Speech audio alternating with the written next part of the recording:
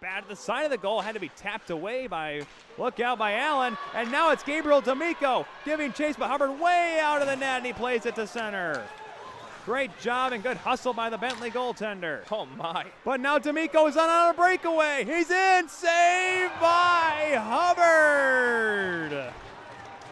Oh yeah, this is awesome.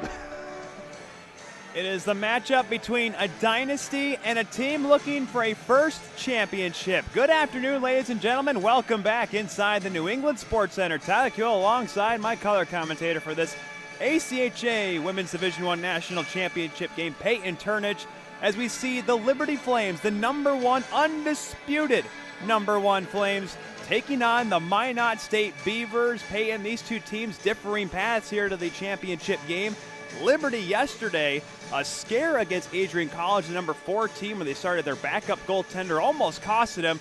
An overtime winner, though, got them here to this game. A chance for a 5th straight championship, not just further establishing their dynasty here on the women's front, but becoming arguably the greatest program in ACHA history, men's or women's, as no team has ever won 5 straight championships. An absolutely dominant performance and a dynasty indeed, but now they face Minot State, who looks to knock them off. They were taken out in the semifinal last year to Midland. Now they get their chance at the Flames. Minot State actually has had trouble with Midland for the past few years. You mentioned the semifinal. They do pick up the big 1-0 win over the Warriors, a team that has the coach of the year that we thought, well, this was going to be the matchup, Midland and Liberty Part 2 here in NESC. But Midland was not able to capitalize on their chances.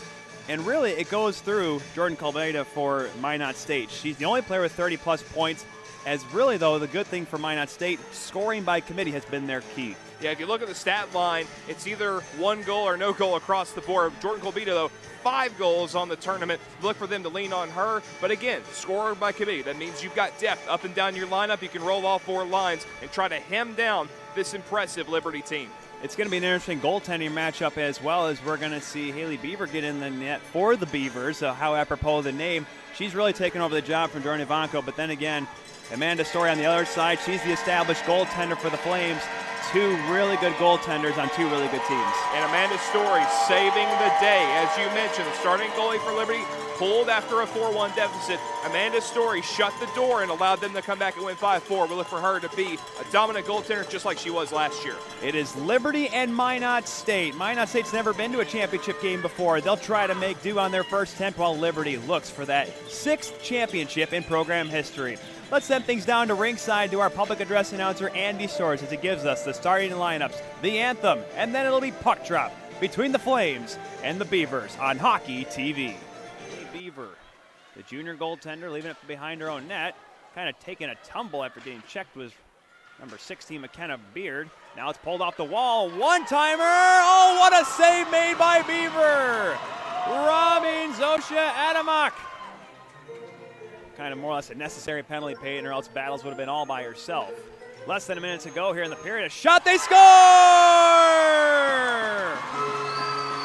A seeing eye shot from Madison Glenn. We're tied at 1. Skips around now, picking up in stride. Here comes Shelby Bradford with a shot. Nice glove save made as Beaver picks that one out of the air like Peter Pike pecked the pickled peppers.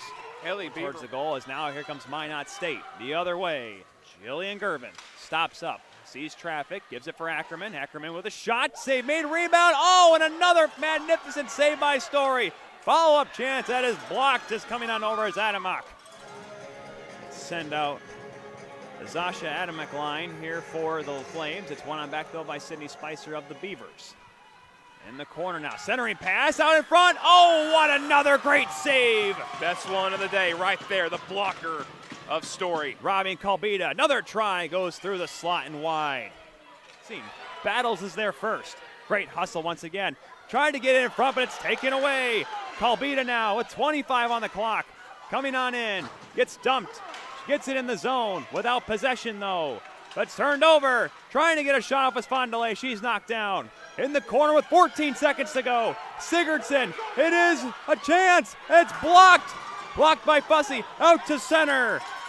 5 seconds to go. Battles knocks it away.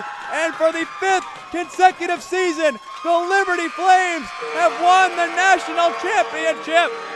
As Liberty killed off a short 5-on-3 and an entire 5-minute major penalty. We're back to 5-a-side now. 2:45 into this second period. A 3-goal lead for the Flames. Off the wall, Truett Olsen streaks on the right wing side, a 3-on-2. Calendike's in. Calendike shoots, and Calendike scores. A shot over the glove of the netminder Baresi, and it's 5-1 Flames. Zell just quickly comes out and plays it up the boards here for Porterfield as Niagara will try to come back. Intercepted. Onsides, here's the Jimmies. Fortin gets by him. He's in. Save made. It's loose. They score!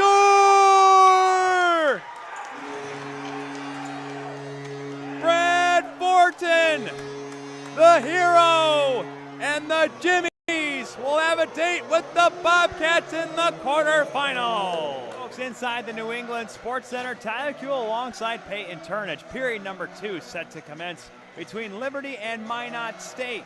Here in the second semifinal of the ACHA Men's Division I National Tournament. Peyton, it was a great start for Minot State. Exactly what they wanted. However, Liberty is the one that has the 2-0 lead. Press on Liberty because a lot of times Liberty will slow back in their own end and want to generate the rush they want. They are dictating the pace here. Well, we slow back onto the ice here as we get set for the second period between the Flames and the Beavers.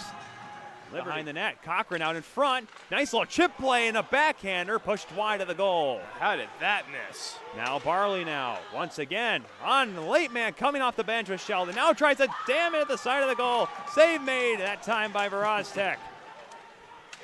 Right off the bench, the big man just couldn't put it on. Sheldon Howard coming oh so close. He has it again. He'll try it again. Tries to go to the wide side and kicking out the right pad and holding on is Verostek. Cable, nice little cute play to get around Sheldon. They get it back in the zone. That would have been a big giveaway otherwise. Look out, here comes Sheldon. He's in, a pass across, knocked away. Great play made by Morton. Held it at the line, a shot that's blocked by Schwenke. Follow-up chance, one-timer, they score!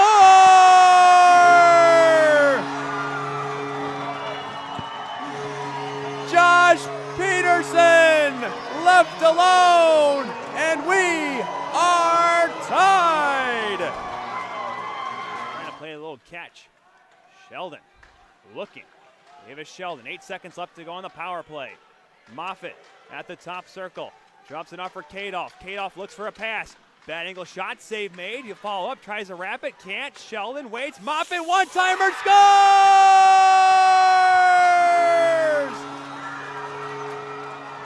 The Beavers of Minot State have a date with Adrian College in the national championship game.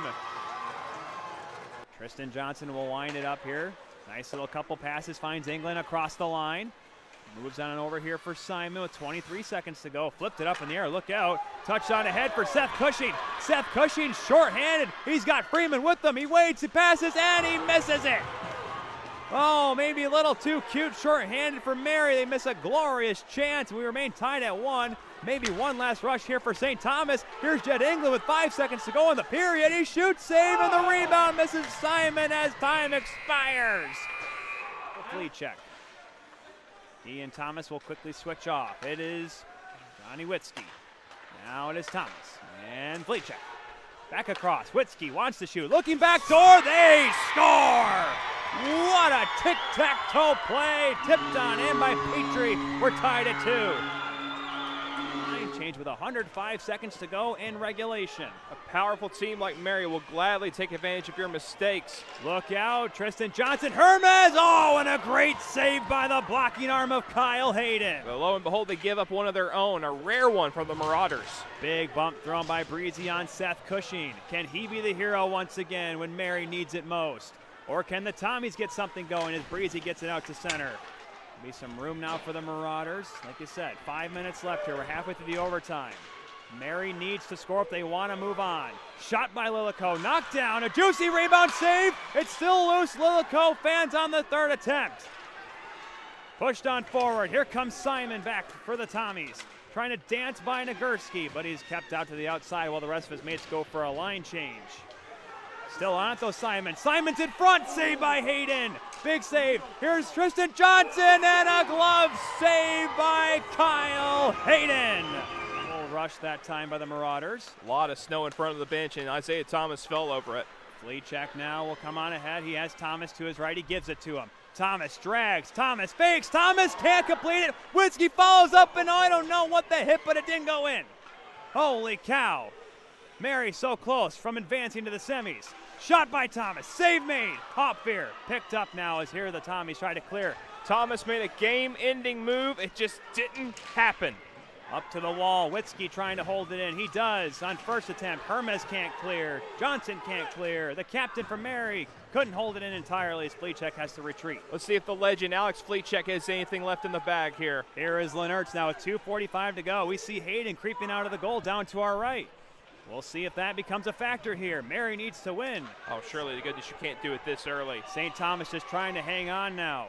Dobchuk, nice play to get it up the boards. Madigan can't get it out. Thomas, Witzke shoots, deflected, wide of the goal. That was Petrie in the middle slot, just couldn't get that one on net. And it gets played out and down the ice. St. Thomas desperate to get a line change and see how many they can get. This is way too early to pull Kyle Hayden. I do not like that if they go for it. Here's Witzke now across the line, hooked up a little. He comes in, floats it on goal, a soft one to see if maybe it would catch Hopfear off. And they're pulling them. Here we go, folks. How often do you see an overtime winner on an empty net? There is a possibility of that. Folks, the Tommies, they see an empty net. If they put it in, they advance. If they hang on for 209, they advance. But if Mary scores, they're the ones playing in the Final Four.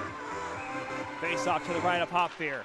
Controlled by the Tommies, but it's knocked out down the ice by Hermes, and it goes wide of the goal. Not by much. 8 seconds ticked off the clock. Hermes with the second goal for St. Thomas. It was a go-ahead goal at the time, and he almost had the finisher, but he was going to have to shoot from 150 feet away at least. Even our cameraman Gabriel is taking a deep breath. He's even into this one. Welcome to ACHA Nationals, Gabriel. On the draw once again, Estro for the Marauders, but it's one on back by Tristan Johnson of the Tommies. Hermes down the ice, this one a little bit wider. Now we got a race though. Nagurski wins it back by about a foot. That's a good move by St. Thomas, putting Zach Simon on the ice, your fastest player. If there's a drag race through the neutral zone, he can definitely win it and put it in the empty net. Or at least negate it to force time off the clock here and force Mary to go 200 feet. This time it'll be to the left of Hopfear. Everyone standing here in the building. Face-off was won, but it skipped over the stick of Cushing, and having to retreat is Mr. Johnny Witzke. 105 seconds remains in this overtime. Probably the only time in the St. Thomas team's life that they've ever wanted a tie. Icing called here against Mary. Oh, I thought Escrow touched that. It was just by a little bit, but I thought he touched it. So Hayden has to retreat. They'll select which player goes off. It looks like it will be Andrew Huber, the senior. Back to five aside now, but certainly once Mary gets it into the zone, expect Mr. Hayden to dart towards his bench. Justin Johnson now on the draw against Escrow. Jostling all on right now. A warning issued here to Mary. Face-off one cleanly back by Justin Johnson. Breezy now. Just solemnly pushing it on in. Tommies don't want to get too defensive, but now a stick is dropped by by Madigan, but a great play by Johnson at the line to keep it in. Down to 1:20 to go in overtime. Here comes Witzke. Witzke looking to drop it back. Now he'll just dump it on in. There goes Hayden. Poke to the line. Oh my goodness, here it goes. It's going down the ice and it just misses again. Brett Stokes. You couldn't get the curling brooms to get that thing to go any slower. Face-off will be to the left of Hopfear with 1:06 to go. This is the longest 2 minutes of everyone's lives. It's not often the hockey gods are merciful, but there was no way that could be allowed to be the game-winning goal. Just a shuffleboard down the ice, or as you say, a curling rock. Everyone has taken their time out, so no reason to have any more breaks in this one. 66 seconds. Justin Johnson on the draw, wins it from Caleb Petrie, but a good job jumping on in there. Jared Hugelin, the big man, he's there to be a screen. It's turned over almost, headed ahead by Davison, slapped out to center by Breezy. Dumped on in. Jared Hugelin is a big 6'2" man. He is going to be parked right in front of Hopfair as soon as Mary gets real consistent possession here. Net is still empty with 42 seconds to go. Nagurski takes a shot. It's blockered away. Cleared out. Down the ice. There it goes. It's rolling, and it's in the net. St. Thomas wins. They have upset the Mary Marauders, and they will go on to the semifinals.